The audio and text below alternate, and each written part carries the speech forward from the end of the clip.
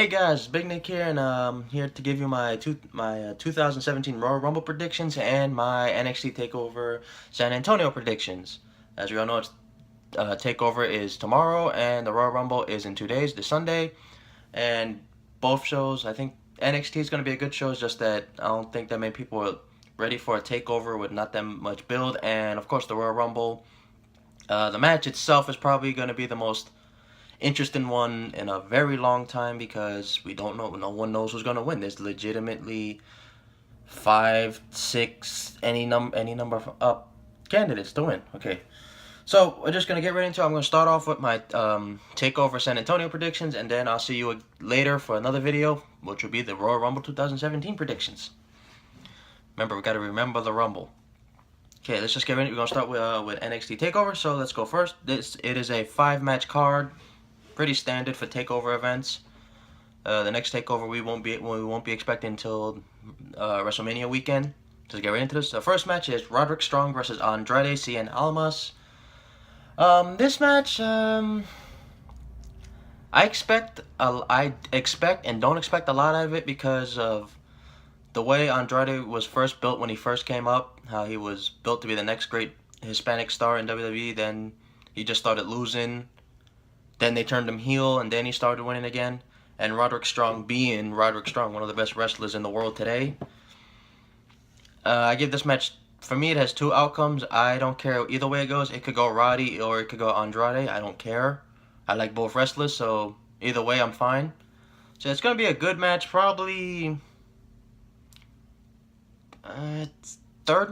best match of the night. I don't know. We'll see. Next up is the leader of Sanity, Eric Young, taking on the Perfect 10, Ty Dillinger. It's going to be a good match because Eric Young and Ty Dillinger are 2 great wrestlers, just like Andrade and Roddy. Would it be as good as Ty Dillinger and Bobby Roode's match at TakeOver Toronto? Probably just a little less, but I still expect it just to be a very good match. This is probably Ty Dillinger's last match officially a part of NXT because I'll get that into the predictions after this video. I don't want to spoil anything for my predictions. Okay, next up is the first title match, and that is the NXT Tag Team titles. #DIY taking on the Authors of Pain. Now, this one can go. Oh, and my prediction to win the match between EY and Dillinger is EY. I predict EY winning that one. Now for the tag team title match, this one's kind of hard because Authors of Pain are being built as the Ascension were built when they were in NXT, the unstoppable forces in the tag team division. And of course, DIY just won the tag team titles at the last Takeover event, which is, I believe, in November. Yeah, the Survivor Series weekend. So they've barely had it. They haven't even had it 3 months yet. So I predict a screwy finish. Maybe DIY comes out on top, but like by disqualification or DQ or some way in that way, or they get like they're not gonna get a pinfall or submission victory over over the Authors. It's gonna set up another match for Takeover. What's it gonna be called? Takeover Takeover Orlando. I guess it's gonna be called that because it's in Florida. Okay, so yeah, I predict the screwy finish. It's gonna be a fun match because the Authors of Pain has shown they can work well with some fast-paced tag teams. We've seen it with their matches with TM61. They've been fun, great matches.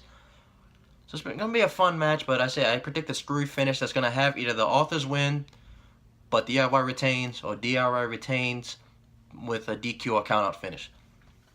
Somewhere around that line. Okay, the next match is the second of the 3 title matches, and that is the Fatal 4-Way for the NXT Women's Championship. Now, this is the most cut and dry match of the it is the most cut and dry match of the night, and that is Asuka versus Nikki Cross, Peyton Royce, and Billie Kay. Asuka wins. It's probably going to be a good match, not a great, it's going to be in the middle. From great, alright, it's going to be good. That's what I see in that match because Peyton Royce and Billie Kay have improved a lot since their debuts, and Nikki Cross being, of course, a part of Sanity. They're not going to put the title on either of those women because Nikki Cross being a part of Sanity, most of her time's going to be put in Sanity with Damo, Alexander Wolf, and EY. Royce and Kay are nowhere near ready to be a women's champion. in NXT at least, because as we all know, they're probably going to be sent. They're probably going to be the heels of the roster when Asuka officially gets her call up. And of course, we all know Asuka just hasn't been beaten.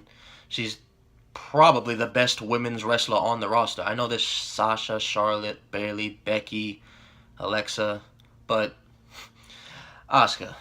Asuka wins. That's the most cut and dry match of the night. Asuka wins. She's not going to dominate the match. They're going to, of course, have Billie Kay and Peyton all had the thing because they're working together. But Asuka wins. I say she's gonna get the submission win over Peyton Royce. I say over that. She's gonna get the submission over Peyton, or she's gonna get the knockout win when she does that kick and knocks them out over Nikki Cross or Billie Kay. Okay. So next we have is the final match, and that is the main event. Bobby Roode, the glorious one, taking on Shinsuke Nakamura, the NXT champion.